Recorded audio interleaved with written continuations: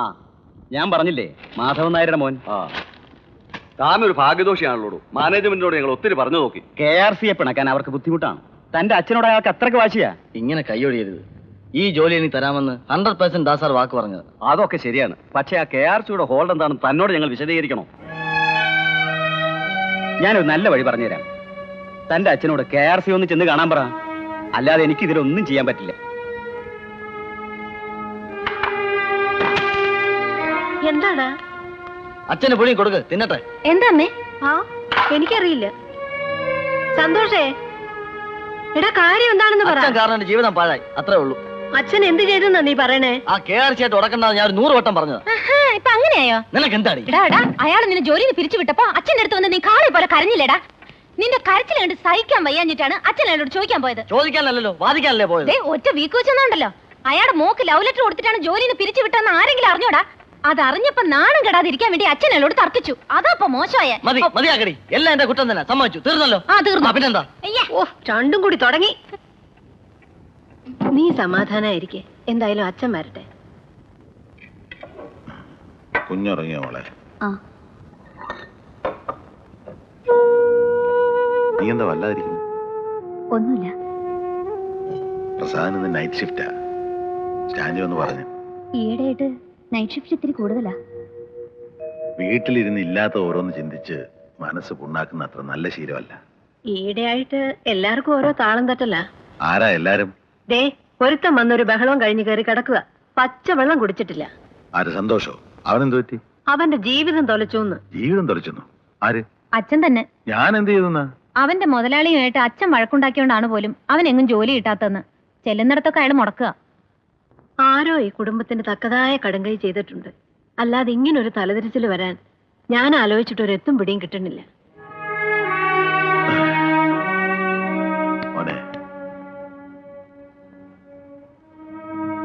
എന്താ ഉണ്ടായ?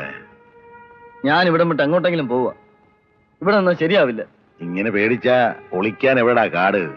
നീ ഇങ്ങനെ തൊട്ടപാടിയല്ല എന്ത് ചെയ്യൂടാ? കിട്ടും, നല്ല ഉറപ്പുള്ള ജോലിയായിരുന്നു. പോട്ടറാവേ, തുമ്മിയാ തെറിക്കുന്ന മൂക്കാണെങ്കിൽ അങ്ങോട്ട് പോട്ടെ. KRC ദൈവം നമ്പരാണെന്നല്ലോ. നീ വിഷമിക്കാതിരിക്കുക. അച്ഛൻ അയാളെ ചെന്നൊന്ന് കണ്ടാൽ ഒക്കെ ശരിയാവും. ഒന്ന് മാപ്പ് പറഞ്ഞെന്ന് കരുതി ഒന്നും പോകാനില്ലല്ലോ. അത് വേണോടാ.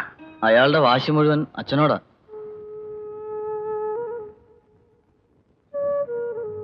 എനിക്ക് വേണ്ടിയല്ലേ അച്ഛാ, പ്ലീസ്.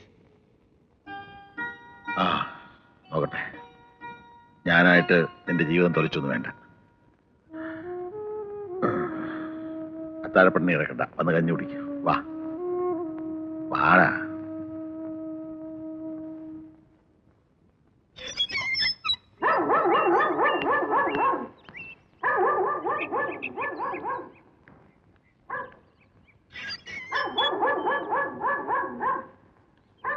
നമസ്കാരം. നമസ്കാരം. നമസ്കാരം.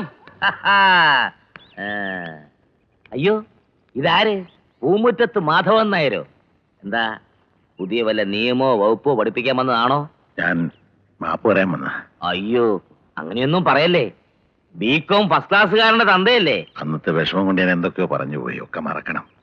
മറക്കാനോ? KRCയോ? ഇല്ലേ. ഒരടി തന്നാലും ഒരു പിടി തന്നാലും KRC മറക്കുകയല്ല. അതാ ഒരു പ്രകൃതം. എന്ത് ചെയ്യാനാ?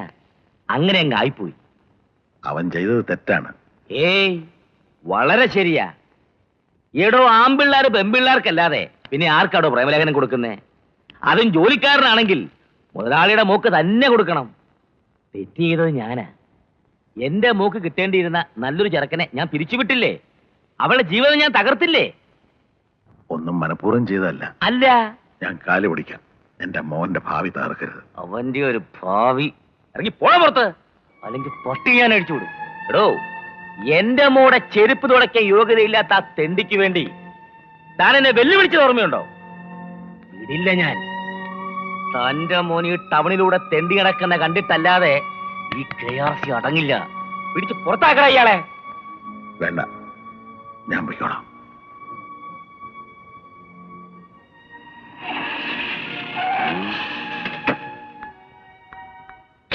ഡാഡി,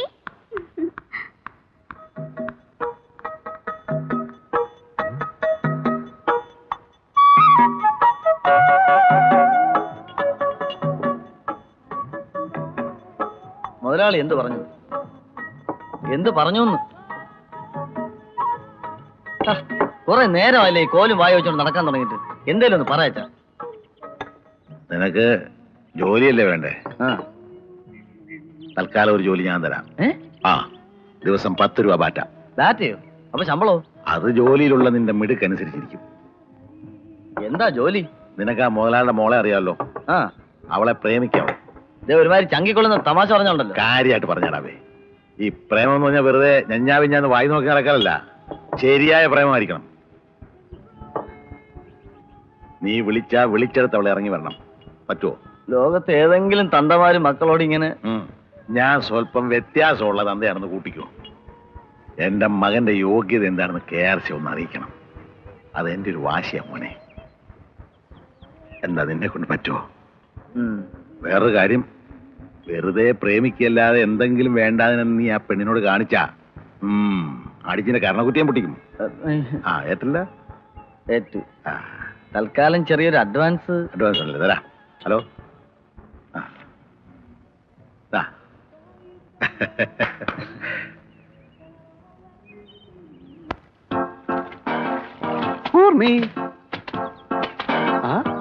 എന്താ വിളിച്ചേ?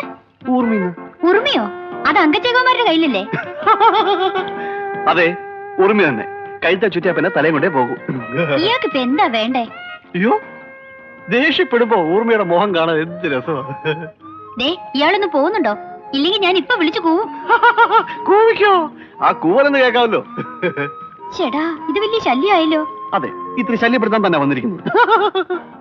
കണ്ണുപിടിക്കണ്ട, ഞാൻ എന്റെ കഥാപാത്രത്തെ ഒന്ന് അടുത്തറിയാൻ വേണ്ടി വന്നതാ. കഥാപാത്രമോ? അതെ, വലിയ നോവൽ വായനക്കാരിയാണെന്ന് കേട്ടിട്ടുണ്ട്. എന്റെ സീരിയലിൽ ഊർമിയാണ് നായിക. നോവൽ വായനക്കാരിയായ ഊർമിള. ആ നായികയെ ജനൽക്കമ്പുകൾക്കിടയിലൂടെ ഞാൻ കാണാറുണ്ട്. പക്ഷെ ആ മനസ്സ് പിടികിട്ടത്തില്ല. പ്ലീസ്, ആ മനസ്സൊന്ന് തുറന്ന് കാണിക്കൂ. അയ്യോ, എനിക്കൊരു നല്ല മനസ്സുണ്ട്. ഞാൻ തുറന്നു കാണിക്കത്താ. അയ്യോ, നന്നായിരിക്കുന്നു. സമയം കുറെ ആയാലും ഒരുങ്ങാൻ കഴിയും. ഹലോ.